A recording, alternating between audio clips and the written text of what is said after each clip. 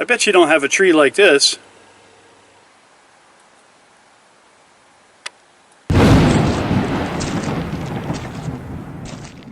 To not take advantage of such a beautiful day would be absolutely asinine. There are 4 knives here, all of which have received some sort of modification. The one with the least modification would be the ESEE Laser Strike. So this guy. What was modified on it was the edge. I'm one of the lucky ones in that when they said it was green micarta, this was actually green micarta. Next up, Becker BK-10 Crewman Camillus version. What has been modified with this? Well, I'll tell you. The butt has been rounded. Micarta handles, stainless hardware, grooves that I've done, and I've reshaped it. The other thing, I took off the finger guard, buffed down the squared off, pointy thumb guard. Next up, Gerber Strongarm. Again, the excruciatingly modified sheath. Ground that down, took the point off, ground the top off, shortened the guard, and seriously convex the edge. This is a condor sheath because the sheath that came with this is at the landfill. For those of you who have not watched my other videos concerning this knife, shame on you. Get on it and then come back and tell me what I did to this thing to make it the way it looks now. Go on. Pointy thing, butt, thumb grooves, and look at that edge. Haven't used it yet. So let's go over to the wood pile and let's do a little chopping and batoning and just see. This is the one I'm really curious. So we're going to go first with this. I really want to see if this does anything.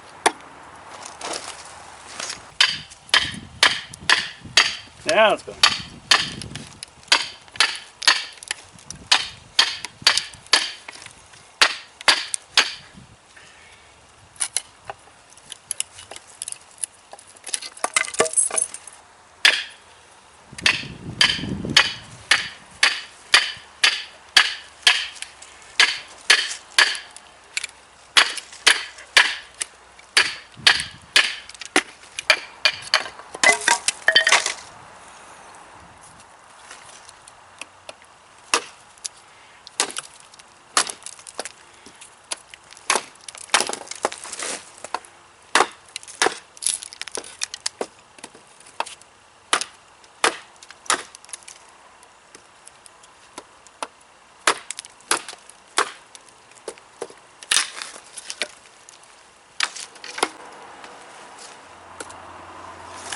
Gerber Strongarm.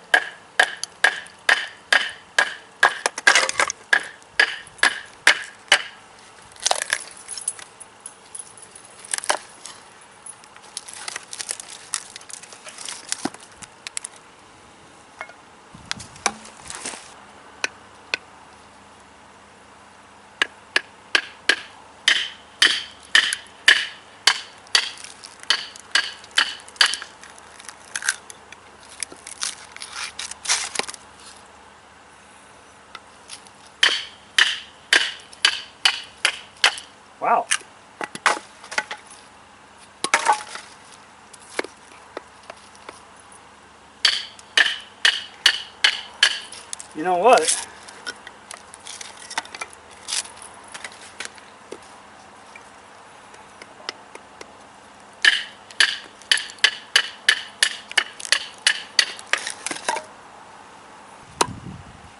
Just finished splitting, so let's start with the knife that went first.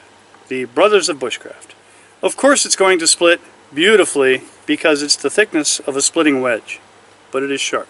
Kind of disappointed in how the edge held up, but in all fairness, it is stainless, it is thinner, there's no chips, it's just rough. It's like I took some sandpaper to it, but it still cuts, it still slices, it still makes feather sticks. I'm not ready to give up on it. I enjoyed it. I'm going to see how it does in the kitchen. I'm going to clean it up. I already forget the order, but let's just go with the Gerber because it's also stainless, and it's a lesser grade stainless, but it's also a beefier edge, heat treated differently, and not Scandi, but very convexed. And you didn't need to see me splitting a lot because I've done it before with this one. I like it. I like it a lot. No damage to the edge. Very comfortable. Put it back in the Nightmare sheath. And now the BK-10. Suffered no ill effects. Cruises through. Handle doesn't budge. Look at the bolts. That can't go anywhere. My most comfortable knife, most comfortable chopper. Nice palm swell. If you get micarta scales, you're probably going to want to round this part off so that ring man doesn't get beat up too bad when you're chopping. You did see how I got this stuck in that big piece of wood. And that is why you always carry two knives, not one. Because two is one, one is none. I got that jammed in there really well. Had I not had knife number 2, I would have been screwed. So that's when I introduced the Laser Strike. I think I had a little bit of handle scooch because they're not perfectly lined up back here, but up here is good. Keep in mind, only 2 bolts, only 2 points of attachment because they have a cavity in here where they put tinder and a fire steel. But I take that out and I put different hardware on, and I'll just loosen it, put it back, and really honk down on it, and it shouldn't go anywhere. I have 2 criticisms for this knife. One is this nub. I'm not sure what to do with it. I don't want to take it away because then your finger's right there next to the blade. This is a nice shape. I may round that just a wee bit. Hasn't really gotten in the way, but if you choke up, kind of pokey. Sort of like the one Tops knife that I did a video on.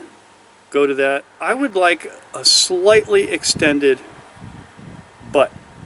But to this knife's credit, it has the second most comfortable handle, and this handle hasn't been modified. All of those have. This has not. This has a very comfortable feel, good weight, and a nice place for the 3-finger chop, chop, chop. I mean, I love the design. I'm glad I stumbled upon it. It had been out a long time. I just had a blind eye to it. And then I saw one of Shane Adams' Instagram posts and went, ooh. Whoa. Who made the Laser Strike before ESEE did? Tops. So that would explain that nub. I don't know why it didn't hit me right away. It was so reminiscent of that other nub that it should have just, a light bulb should have gone off, but it didn't. Sort of like this bug light. That's it. That's where I've seen it.